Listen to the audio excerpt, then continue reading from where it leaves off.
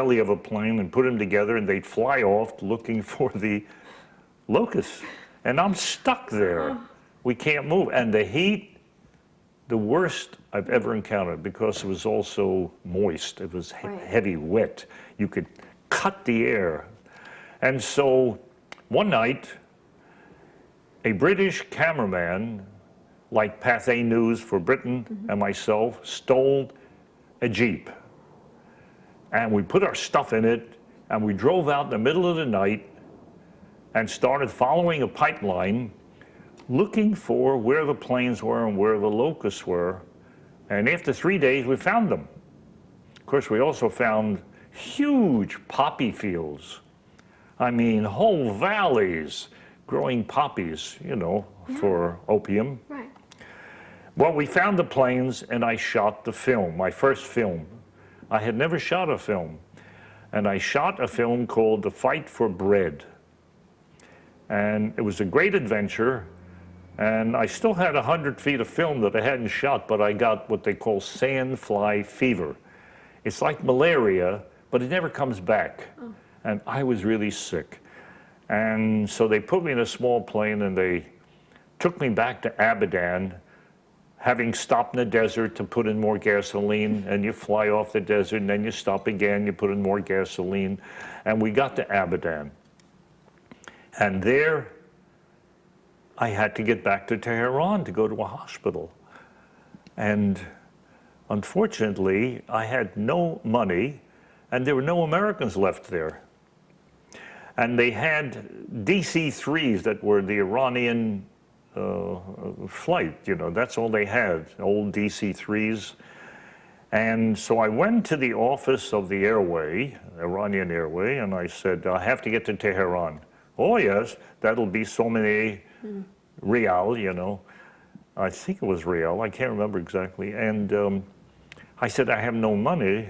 Oh, well, I'm sorry. I said, however, I will give you an IOU from the ambassador of the United States. Well, we were held in very high esteem then. So I took a piece of paper and I wrote out, IOU, and I signed the ambassador's name and put my name under it. Oh my. And he took it. He took it? He took it, and I got on a plane and went to the hospital in there. That was my first film. I should have known that every film is going to be just as difficult. Yes. I want to touch just a little bit on Star Wars. Why? I know. It's huge. Yeah, it's huge. It's huge. I read when George Lucas asked you to direct, he said that you knew everything there is to know about No, I Hollywood. didn't say it. He said it. He said it, but you were not Hollywood. Yeah. I like that. Yeah. That was very nice. He said it, I didn't. Yeah, I would never say a thing like that. No, he said that to you. I'd say, of course, I'm the best there is. There is, No. yes. No. No. I was surprised when he asked me to do it, and I turned him down. I turned him down for, actually, for about 6 weeks. I said, geez, you've just made a film that's made a fortune. Everybody loves it. All I can do is make a second best. He said, no, that's not the point. The point is you have to make a better picture than Star Wars. Because if the second one is successful, then I can continue making them. If it was a one-picture phenomena, then it's over. And I thought, boy, that's pretty good. But then he gave me the really zinger. He said, of course, I'll be financing the film myself. Well, this put a lot of responsibility on me. He had to mortgage everything. I mean, it cost millions of dollars, and he financed it, not Fox. Fox merely distributed it. And so it put the burden on me, you see. But the only reason I would take it, I said, is if I had total freedom as a director. I don't want him standing over my shoulder. He said, no, no, no. You will go overseas. You'll find the snow, you know, in the mountains. You will shoot it in a studio in London. I'll stay in California. I'll make the models and get the special effects ready So when you finish, we can start to put it together. And he was true to his word. He was wonderful. He only came over a couple of times for like 2 days to check certain things, and also we ran out of money at one point because the exchange rate was unfavorable to us. The pound kept going up and the dollar kept going down. Well, when that happens, you lose a fortune overnight. So he had to go and bring a banker from Boston to infuse more money in so we can keep going, which we did. And he's a great producer. He knows what's important. And I wish other producers knew as much, but I've worked with producers who are lawyers or accountants and who knew nothing. Nothing about film. Yeah. Well, you did a phenomenal job. Very, very Well, it was good. 6 months of shooting. Before that, I spent a year doing storyboards because I had to know how it would be put together because we had no digital at the time. You see, we had to do everything the hard way. It had to be done on the set, or I had to shoot it with a huge camera that weighed tons to get a double frame because we'd have to put it through so much processing and double exposure, we'd lose too much definition. So it was a very consuming job. And it took me 2 years and 9 months to actually make the picture, which is a long time for making a film.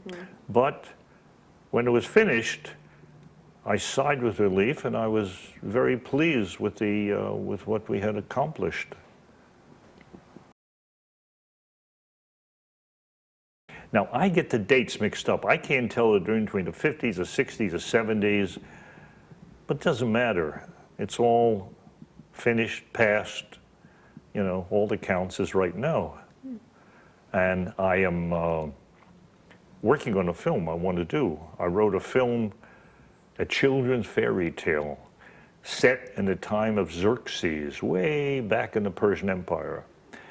And I'm getting close to making it. It's funny, it's a love story, it has special effects, it has no violence, but lots of action. And I'm very excited by it, and it's in the works right now, raising the money.